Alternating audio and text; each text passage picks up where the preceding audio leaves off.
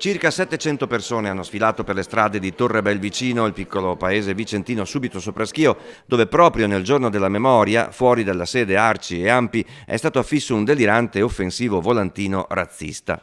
La manifestazione è iniziata proprio di fronte alla Casa del Popolo, sede delle due associazioni, presenti molti anziani, discendenti di partigiani del posto, giovani adulti con bambini.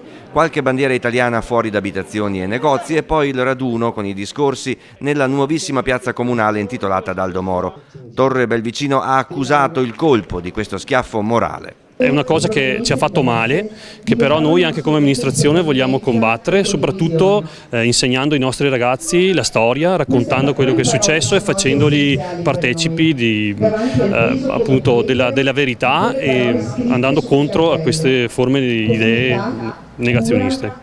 E proprio i bambini della scuola di Torre Belvicino hanno espresso al meglio la condanna per quanto scritto con odio e ignoranza nel volantino incriminato. Questo è invece lo sdegno dei partigiani. Non mi piace.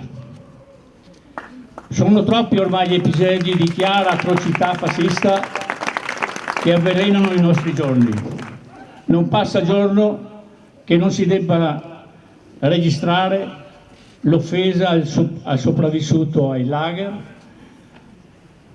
al diverso, per coloro di pelle o di religione, al debole, all'indifeso. Cattozzi, invitando tutti a non girare la testa dall'altra parte davanti a questi episodi, ha poi citato Liliana Segre.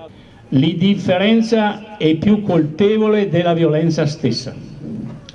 È l'apatia di chi si volta dall'altra parte e succede anche oggi verso il razzismo. Alla manifestazione hanno partecipato rappresentanti di giunte o consigli comunali di Schio, Sant'Orso, Sarcedo, Lugo, Zugliano, Marano.